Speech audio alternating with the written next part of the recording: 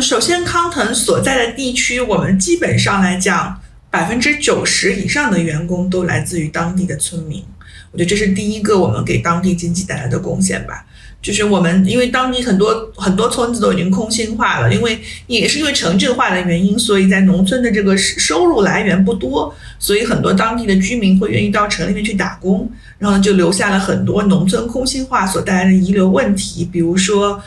这个孩子没有人管，然后家里只剩下了孩子和老人，然后壮劳力都已经出城去了。比如说有一些非物质文化遗产的传承可能就面临了问题，因为年轻人不再愿意学了。比如说像我们所在的这个哈尼梯田也有很多问题，就是当地人不再愿意种地了，现在剩下的会每年用传统的方式来耕种的这波人，目前都是年纪比较偏大的，比如说像50岁以上的这波年纪比较大的一些人，他们还在不停的用传统的方式来耕种这个世界文化遗产田，然后用这种传统的方式在种地，但是年轻人都已经在城里打工了，所以他们已经不再愿意回来了。但是我们想做的事情就是，因为我们可以做一个很酷的项目，然后让年轻人愿意回来，所以我们现在营地的同事呢，很多都是最早已经出去外面打工了，然后因为看到了我们，然后回到了这个乡村里面来生活，然后跟我们一起工作，这是第一个 project。 然后另外呢，我们还有很多本地采购，因为我们相信可持续当中很大一个问题就是碳排放嘛，你的交通成本其实就产生了很多的碳排放，而且这是一个角度，从环保的角度来讲，我们尽量本地采购化。然后另外一个角度来讲，我们也是希望给游客带来最真实的本地体验，就是你到底能吃到本地的人到底在吃什么。我相信一个游客如果从上海或者北京到云南来，他希望品尝的也是本地的特色，而不是想吃一顿西餐。所以我们本地的食材和本地的做法也是完全从本地来完成的，这是另外一个本地采购，也把这个经济的这些收益留给了当地的居民。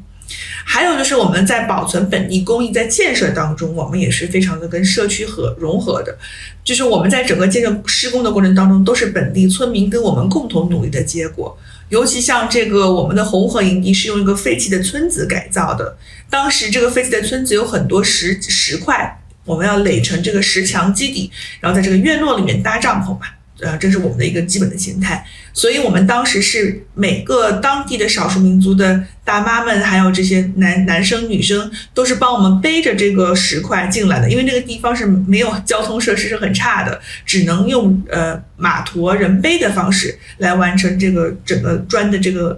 个建设。所以我们实际上这个整个项目来讲，我们一直都讲，就是我们开业的时候也是在讲，这个项目是当地人跟我们共同的心血，他们也付出了，我们也付出了。然后在这个整个红河营地的大堂呢，我们使用的是当地的夯土工艺，也是当地的手工艺人来做的，所以我们也是希望能够把这个夯土工艺的本地的做建筑的方法，能够通过艺术的表达能够传承下去，保留当地的建筑文化元素，能够让他们能够有这个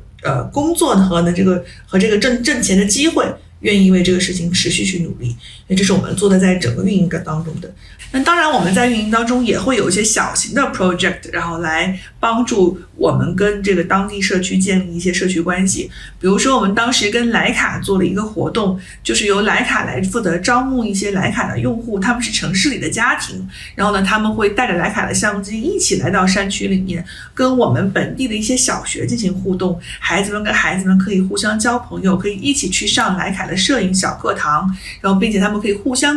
拍照，留下纪念，成为朋友。那从这件事情之后呢，我们还有一些莱卡的这些家庭的这个